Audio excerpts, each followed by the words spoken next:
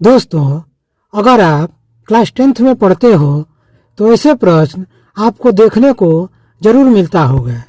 ऐसे प्रश्न परीक्षा में 4 नंबर के लिए आते हैं। प्रश्न को पढ़ते हैं। ऐसे दो क्रमागत विषम धनात्मक पूर्णांक ज्ञात कीजिए जिनके वर्गों का योगफल 290 हो। इसमें दो संख्याएं मानना है, तो माना कि पहली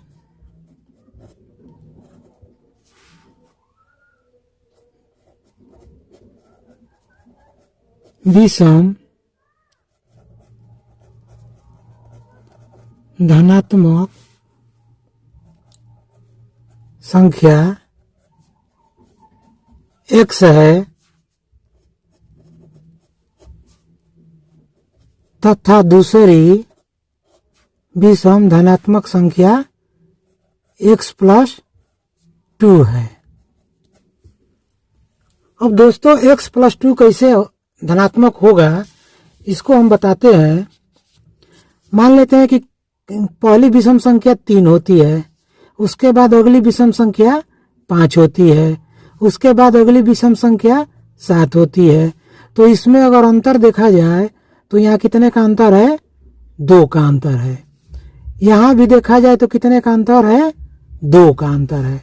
तो अगर इसको हम x मानते हैं तो ये हो गया x+2 प्रश्नानुसार।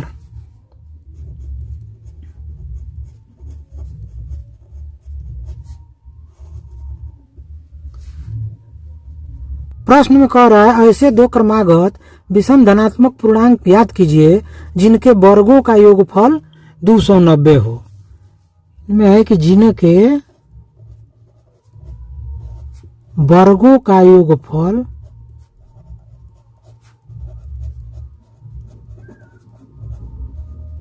290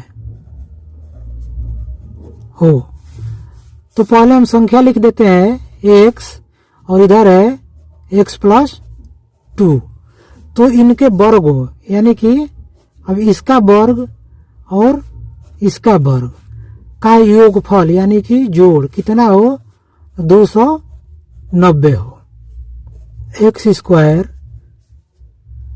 प्लस, दोस्तों एक सूत्र होता है, पिछली कक्षाओं में आपने पढ़ा होगा, a+b का होल स्क्वायर बराबर a² plus b² plus 2ab। तो इस सूत्र का यहाँ हम प्रयोग करते हैं तो हो जाएगा x का स्क्वायर प्लस 2 का स्क्वायर प्लस 2 गुणे x बराबर 290।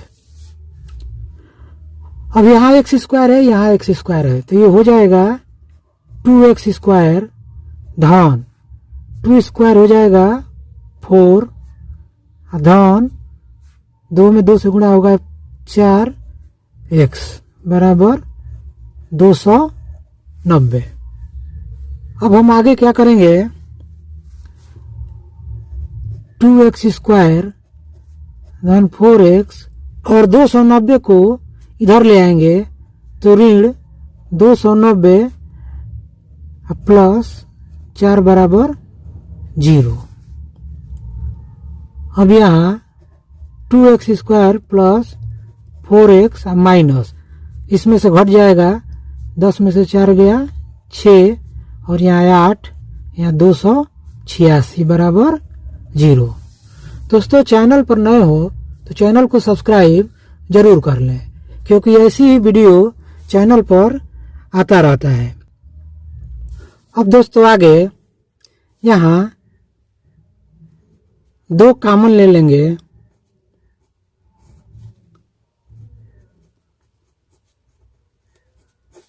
यहाँ 2 कॉमन ले लेंगे तो x² प्लस 2x माइनस 2 एकम 2, 2 चौके 8, 2 तिहाई 6 बराबर 0।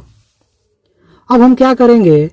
कि इस 143 का ऐसा खंड करेंगे कि उसमें 2x आ जाए। तो इसका हम गुणनखंड करके देख लेते हैं। यह 11 से कटेगा, 11 एकम 11, 11 तिया 33, फिर 13 से कटेगा, 13 एकम 13। तो ये संख्या हो गई 13 गुणे 11। तो दोस्तों हमें 2x ले आना है, तो अगर धन 13 कर दिया जाए और ऋण 11, तो यहाँ धन 2 आ जाएगा। तो यहाँ हम लिखते हैं x स्क्वायर धन 13x ऋण 11x ऋण 143 बराबर 0। अब इसमें x कॉमन कर लेते हैं, तो x प्लस 13 ऋण, इसमें अगर 11 कॉमन करते हैं तो x और ऋण में ऋण से गुणा होगा तो प्लस हो जाएगा, और यहाँ 13 बराबर 0। अब दोस्तों हम दोनों में से एक कॉमन कर लेंगे, x प्लस 13 एक कोष्ठ में और दूसरे कोष्ठ में x माइनस 11। अब हम इसको लिख सकते हैं x प्लस 13 बराबर 0। तो x बराबर ये प्लस 13 इधर आ जाएगा तो माइनस 13 होगा। और यहाँ x माइनस 11 बराबर 0, तो x बराबर 11। तो अब हम क्या करेंगे कि दूसरी संख्या में x का मान रखेंगे।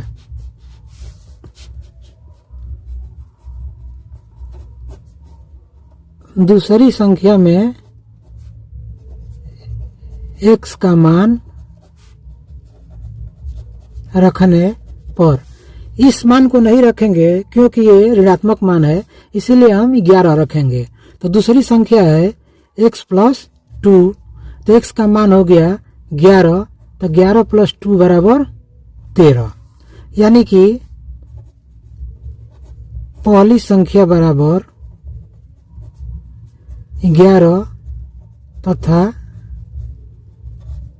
दूसरी संख्या बराबर 13। दोस्तों अगर समझ में आया होगा तो वीडियो को जरूर सब्सक्राइब करें।